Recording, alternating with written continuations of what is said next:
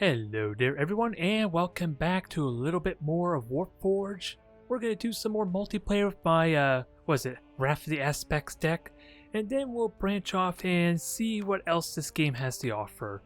Primarily I'm going to be trying out Draft next, I think, and then we'll see if we can figure out some nuance, some kind of deck or build that we could do with these other factions that are available to us, and what kind of playstyles they have to offer, especially since we're going to be stuck with probably our generic type of characters and warlords, since the other ones are not as, let's see, can I just see them here? Perfect.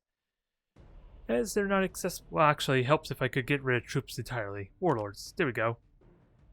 Yep, now I lost my train of thought with this distraction, but regardless, the true power of a lot of decks probably won't be realized until we get access to a lot of these type of things, a lot of these type of units, because I believe Thornthrope, in that Tyranid match we did in our last video the first video, the Spear Lich ability is pretty impactful, really damn important, because the Synapse ability I think the opponent was utilizing kind of works with this.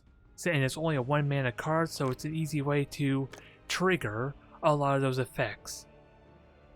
So time will tell if that's true or not, but regardless, if we can figure out what the gist of their playstyle is, that will help with at least showcasing the game properly and have a little bit of fun with the draft as well. Hopefully I could do well with that. But that's neither here nor there. We did make a few minor alterations with the deck there, since I'm not quite sure what the final version would be that I would be happy with. But let's see, I believe I only made 2 or 3 different big changes.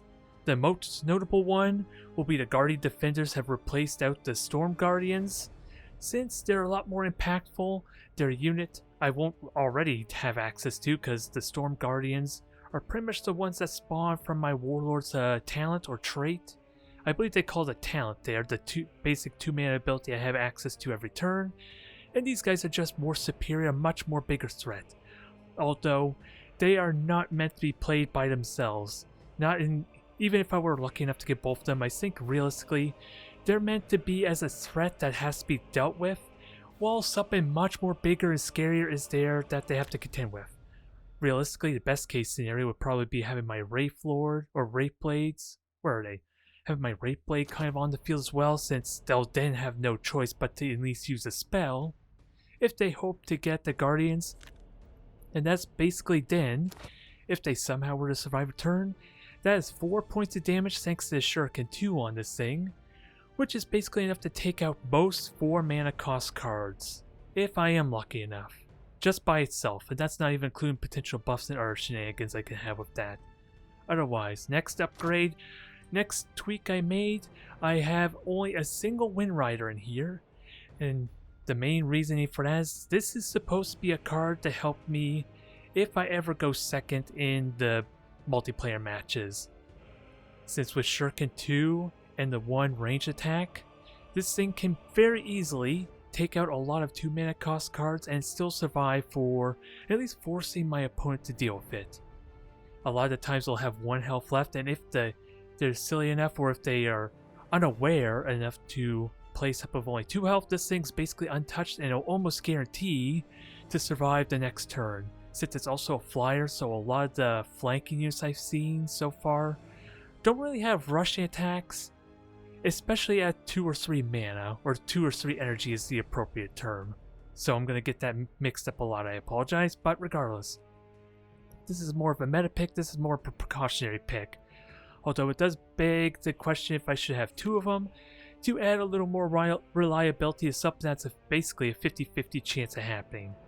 But I do like the prospect there. The only downside that I'm against that is these guys don't provide me any waystones to kind of bolster my Wraith Blades and my big heavy hitters later on, which is a bit of a problem there that kind of keeps me away from getting 2 of them. But a very nice card regardless. Then otherwise, I think there's only 1 other additional tweak I made there. I took out the Wraith Lord in exchange for the Hemlock Wraith Fighter. I managed to get an epic wild card to kind of craft this thing. And in my opinion, this thing is just a superior upgrade in almost every way. It sure won't get to 11-11, but just with 3 Spirit Stones alone, this thing could do AoE damage of 5, which basically will kill its target it's hitting, on top of having flank. Keep that in mind too. It's almost better than the Wraith Lord just for the flank alone. Never mind the flying, never mind the blast trait if I'm able to get that going. This thing can be amazing. At least it's a nice swift punch to help complement my Aspect Warriors if I am starting to get overwhelmed by big beefy creatures. This is not only a way to get rid of one of them, but greatly soften up another one in the process, here's hoping. If not, just damage the Warlord itself. Because that can happen too, just 5 damage straight to the Warlord, especially if I'm hitting something that's not all that terrifying. This thing's big, massive threat that needs to be dealt with, no matter what. And otherwise, I think that's it. I feel like there may have been more tweaks, but surprisingly, that's all there is. Just 3 little changes. I think I have access to almost all the Eldari cards, barring the... Let's see. Oh, these are all Eldar cards already. I was wondering about that. Yeah, I don't have access to our legendary Warlord, which I don't think I'm going to bother getting them anytime soon outside of random draws. And I think I have everything but the legendaries and maybe 1 epic. Apparently I don't have the Fire Prism, surprisingly. That shocks me. Although, on paper, this almost seems like just another type of... What is it? I'm trying to remember what the fighter's called. The Crimson Hunter. It basically is just a more expensive Crimson Hunter almost, which doesn't excite me nearly as much in that case. But yeah, I think I got just about everything, thankfully. Although, we'll see if any of these legendary cards can complement my roster in any regard. It could be fun regardless, especially the 4 mana card I'll have to look into, the Dance of Death. This can be really fun if it's not a bit of a tempo loss for me if I'm not careful, since this can be permanently given to any character on my side, which includes the Warlord. So I don't need to tell you how useful this can be, but again, it is a tempo loss, so have to be very cautious about utilizing that. Otherwise, that's a nice long-winded way to talk about the tweaks I made of just 3 cards. Let's see how we do for multiplayer, shall we? And see if I do a little bit better with the time I've been spending.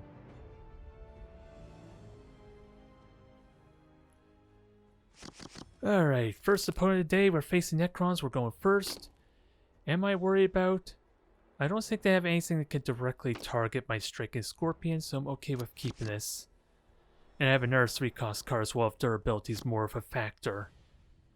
So we'll see what we have. This place. We must protect the craft world. Ready, my legions. A glorious victory will be mine. A glorious victory indeed. Not if I have anything to say about this. Although, simple turn, nothing too exciting, and it wouldn't surprise me. They could... Yeah, they have flayed ones and units that can just rush down and destroy my Soul Stone, if it's worth it to them. Although I don't have a Wraith Blade anyway. Oh, nope, they're gonna let me have it. And in a lot of ways, you can see the similarities here with the Necron versus my Storm Guardians, in that they're pretty much the same stats when you factor in the Shuriken, just theirs is more upfront. And they also have a little effect there when they get destroyed as a result too. Which would I prefer more? Flyer?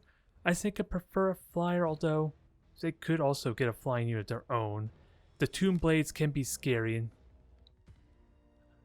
trying to remember the health. It is a flying unit, so that's the only thing I'm not sure about.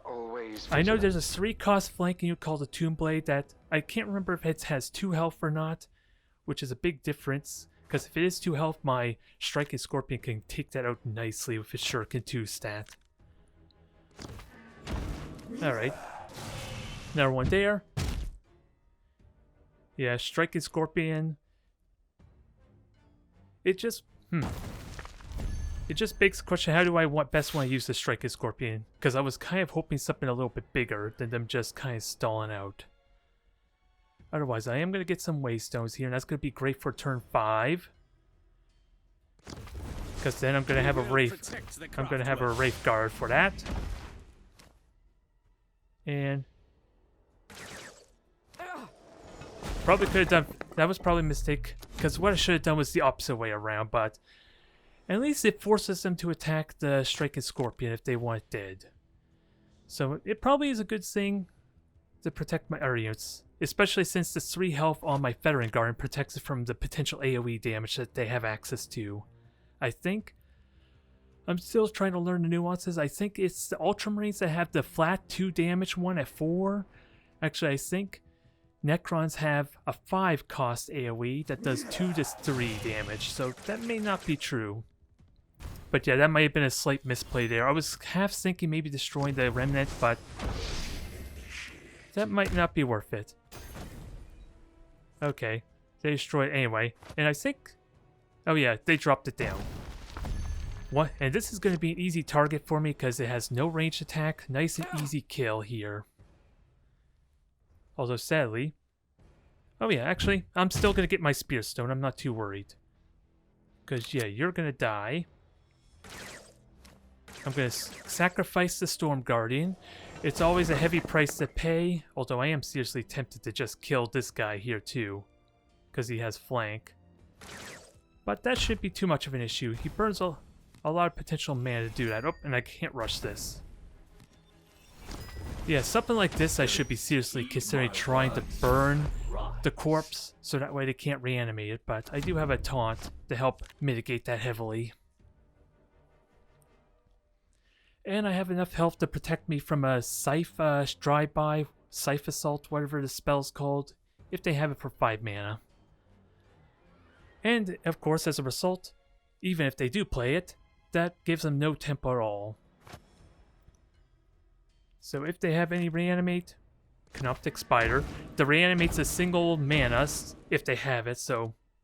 oh, thankfully they don't have it, so not sniping this was the right call, but... thankfully, that's not too terrifying. How much mana did they burn? Does this justify an Eldritch Blast? I think this justifies an Eldritch Blast. Eldritch Storm.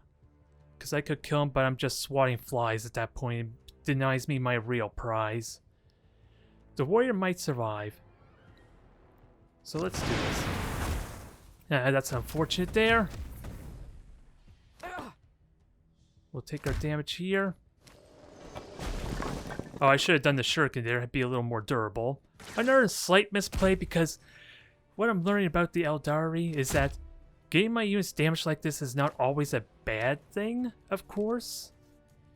It's just knowing about when's a good time to preserve their health and when I should be trying to get them set up in a way that they can get killed so I can collect the Spirit Stones. Let's see, so Lichguard, you're a nice easy target, but you do have 2 armor. Alright, so I get a Spear Stone there. Right, so let's see. So 3 damage and then 2 more. So I can kill this thing easily and that basically burnt their turn. Or I can use the Banshee. There's no reason to use a Wraithblade yet, but what's my alternatives? Probably the Banshee and a Hawk. If I had to guess, no point in Reclaim the Stars yet. And that will keep you from attacking. So let's see, 1, 2, 3, 4, 5, and then 6.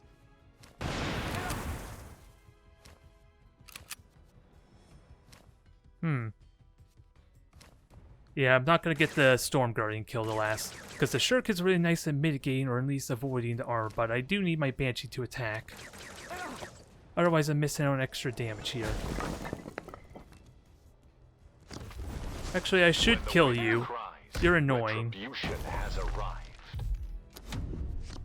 I should actually have killed... yeah. That situation probably calls for it, because if they start getting really big characters with me having no spells and utility, that could be a problem. Armor is probably my biggest concern, even though Eldari surprisingly have a mechanic or a trait that helps them mitigate the armor decently, because I can at least do a minimum of 2. So, sadly big target kill there. I do get 2 stones, assuming they don't do something else, and, ooh, that was their entire turn. I don't need to tell you how nice that is. So collect these stones. Now I think I prepare for protection because these guys are going to get wounded on the offensive. I have returned, so the craft world may never fall. Now, is everyone going to be on the right side? Nah. Apparently I can't really control where the Storm Guardian goes, which is unfortunate. If I learn it a little bit more, maybe I could plan it a little bit better, though. Maybe if I played my talent first, that might influence it over to the right instead. But without a taunt, they're pretty much dead. This is all but a solid victory here. My legions will be reborn, and your defeat is inevitable. How dare they run away?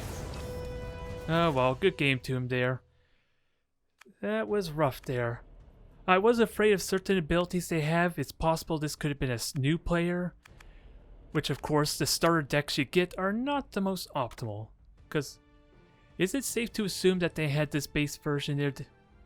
It's really hard to tell. Because this doesn't have the AoE spell I was talking about that I was worried for.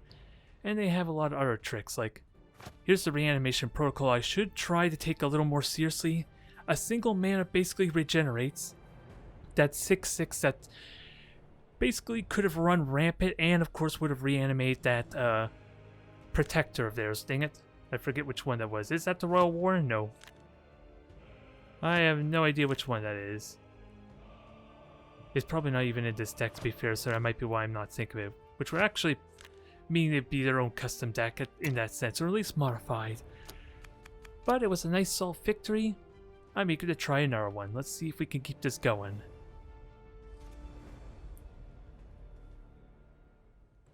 Alright, Ultramarines this time around. They have a lot of annoying AoE to kind of pepper me with. Do I really want the Guardian? I have a 2, I need as 3, I would like a 4 drop, honestly. Ooh, I got a better 2 drop at least, but still. Yeah, that's actually not as exciting as I make it sound, because I would argue, because Uriel here does AoE damage, basically, so is that the right choice? Yeah, I don't think it's the right choice, honestly, to use my veteran, because actually it could matter, because then I don't get the Spirit Stone. We will protect the craft world. At least this makes it more likely I can secure that for the Wraith Blade. Whether I should get the armor is a different story though, but... yeah, that's what I was afraid of. So you can just melee, kill the target. Very little is gained, unfortunately, but they get no tempo. Which honestly makes it difficult to really know what kind of deck they're utilizing too. If they're trying to stall for big beefy cards, big beefy units, or if it was the best choice at the time, because that is really the only way I think they can kill the veteran without, well, there are some cheap cards that do damage as well, so maybe I'm wrong. Hard to really say, because that's a nice efficient way to kill off the veteran. We'll see what their play is. Gonna take basically 2 damage with the Wraith Blade, so 3, but it'll survive is the big thing. Only problem is though, yeah, this is a really hard, sticky 3 health card.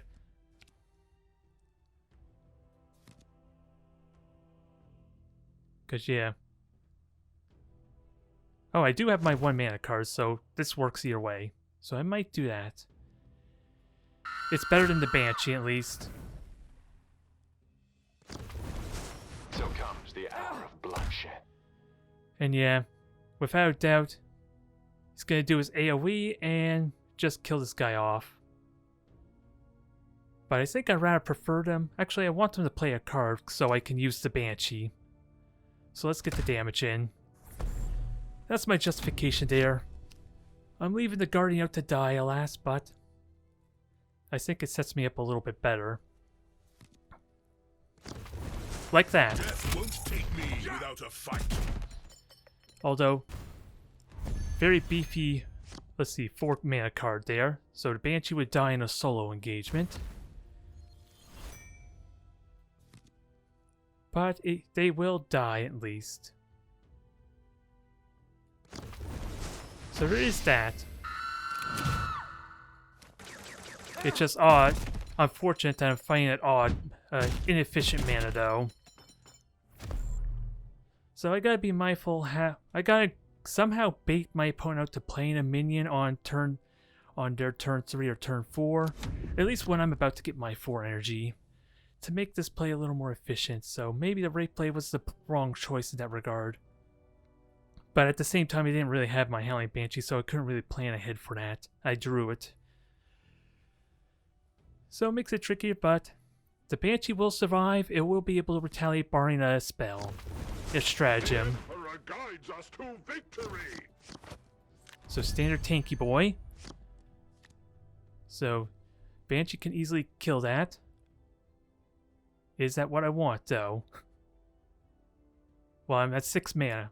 Yeah, actually, can we just go straight for the face of a big, terrifying creep? I don't know how many air units to really worry about, seriously. But this sets me up for the Spirit Seer next turn, though.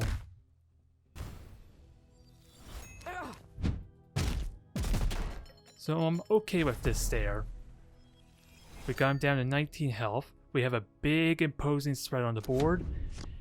And we have a few tricks up our sleeve depending on how they respond. I just again don't know how many flyers they have to justify holding on to the Crimson Hunter though. Since 6 damage cannot be scoffed at to basically kill one of the more problematic type of units like that 2/4 Inceptor that we saw earlier. Although, even then, I wouldn't use the Crimson Hunter for that, but that's just an example why that can be problematic. It can only attack with range. Positions. We strike soon. It is going to survive at least. It just won't attack next turn, so that's equivalent to a stun. So they think.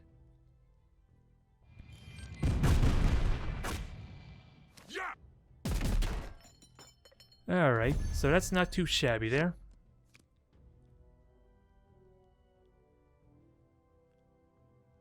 Yeah, sadly that's gonna die. And I don't know where my Wraith Guard's gonna go. If it's to the right, that's unfortunate because that's an extra point of damage I wouldn't want. Yeah, and that's not gonna give me efficient mana. Spirits, heed my words and rise. Alright, there it is. That's what I was worried about.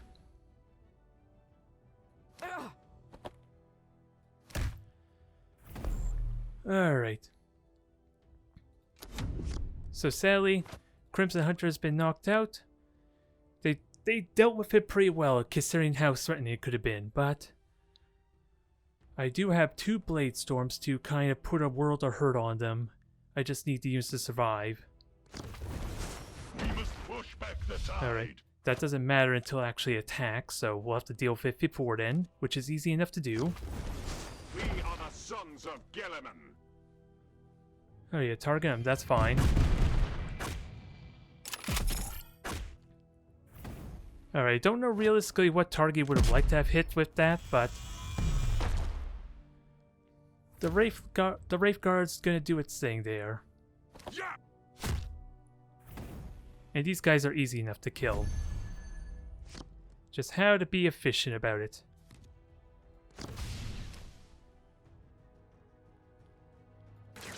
Alright, Warfender's gone there. Do I just... I should just kill it. I'm just wondering alternatives.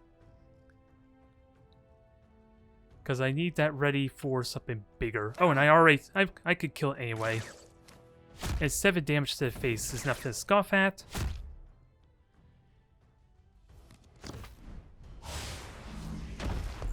I am still waiting for that 2 damage ability though.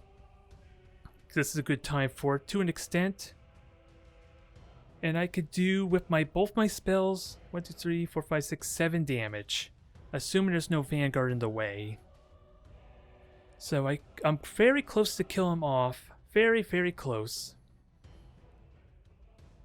And it looks like he's bringing a lot of little regular infantry. There's the Vanguard. Courage and Okay, no AoE.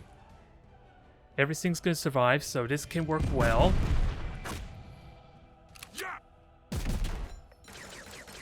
Okay, he's gambling on killing these guys next turn. We're gonna teach him the error of that.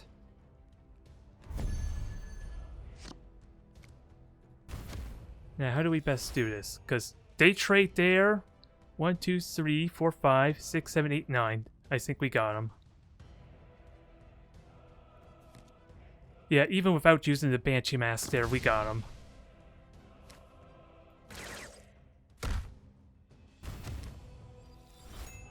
Alright, let's see if I did this math right. Victory! Okay, I did my math right. I'm not terrible. I'm not terrible at counting.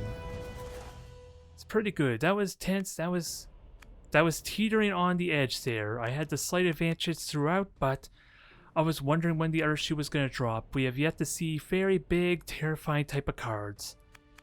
The closest we saw was that Vanguard piece, but I already had a good tempo to deal with it effectively. Never mind, I didn't even have to play a spell or anything to deal with it. I already had the pieces in play. It's kind of nice when it works out that way, huh?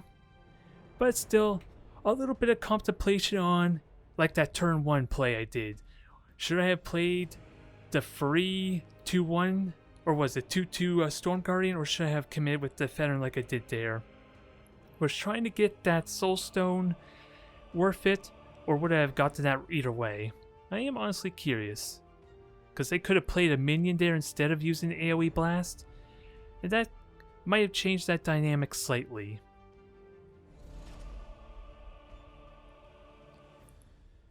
Next opponent day, Eldari Mirror Match. This is the first one we've encountered so far.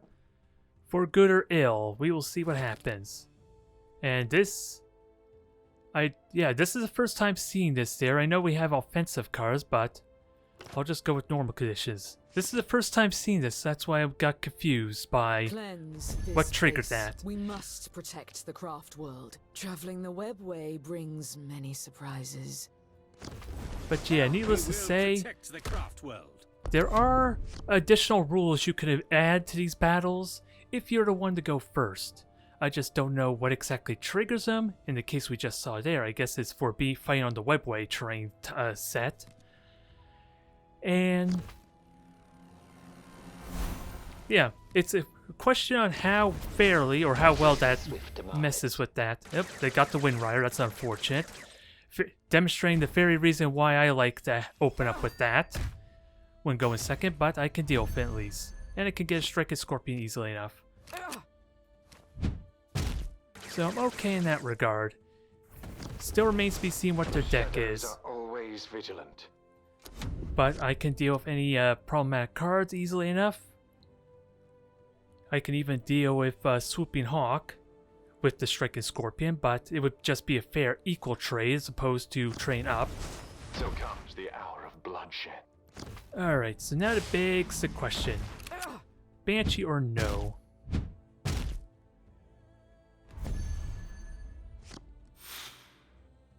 Banshee or no?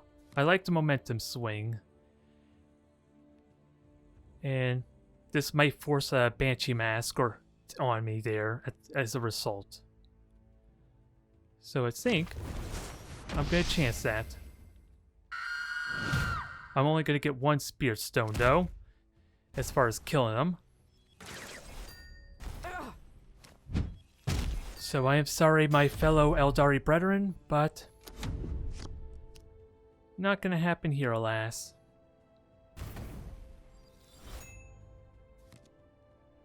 Eldritch Storm. Okay, so Banshees. Oh, both of them are still alive. That was the Skeins of fate are treacherous this day. Well, that is unfortunate. I don't know what to make of that, but I just honestly think that was just too risky there. Just in general. Just playing that turn 4 like that blindly or randomly. Only a desperation play would justify that, right? Because I talked about the randomness of this thing before, never mind with only one Spirit Stone. He was kind of hoping to get both of them. Perhaps. I'm expecting That way you can use the repeat effect, but yeah. I got lucky there. Although, the Howling Banshee was likely to survive, it was in my favor, but the Striking Scorpion surviving, that of course, was the last straw that broke the camel's back, I guess. Not really much to say about that, aside for the fact that I don't know what kind of deck they were utilizing, what they were playing at. Alright, Chaos, and we got the Psyker fellows, and I'm going first, so I don't think I want I don't think I want any of these, really. Because this requires a Soul Stone. The Wind Rider works best going second. Unless I had a 1-cost card to complement it. Like I do now, but I do at least have the Webway, which maybe I can make work. We must protect the craft world. The warp flows through me, and it will be your doom. Alright, so now I have me a turn 2 and turn 3 play. Don't know about turn 4 just yet, because that depends heavily on what I draw and if I get lucky with the Webway gate. As I'll very likely have to use a Spirit Stone for that. Alright, beefy 3-2 boy there. Still can kill it, but still a beefy boy.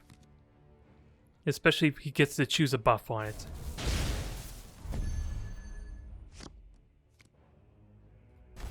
So I can strike a Scorpion that. The shadows are always vigilant. Let's see. So Strike a Scorpion will be able to help me clear it off there. It's just a question if I can do the damage needed. Because I will get Blade Storm available if he continues to ramp it. Because Chaos are all about buffing up their beefy boys. Okay, so this is his mistake there. Ooh, even better, we got the Wind Rider. So 3 damage, then 2 more. Although they didn't really play a card, I gotta be mindful of that. So how do we best do this? Wind Rider would be a more efficient play here to kill their tempo. I bring swift demise. But at the same time... Because that's 4 damage. I think getting the Strike a Scorpion killed is better. Because at least this is durable enough to take any hits and follow up.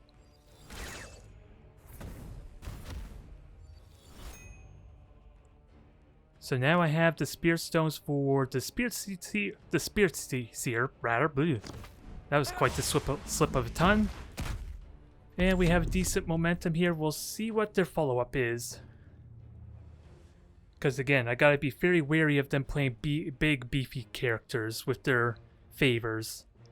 But this is also a psychic character, so he doesn't have reliable means to buff them, right? How it works for him is he randomly gets one of these 3 psychic abilities. Alright, so 1, 2, 3. Okay, 3 damage there, then the Wind Rider survives. That's probably worth doing. And then you have to do something about it. Otherwise it's going to continue to run rampant. Which is going to be tricky, because I'm about to play Spear Seer. Spirits, heed my words. Rise. Alright, this looks like a strong board now. It's an honest question of AoE. I know there's what is it? The Helldrake Strike, but I think that's a 7 mana cost, but it's absurdly powerful as far as clearing this board. I believe that's a 7 mana card. So I'm not worried about that yet.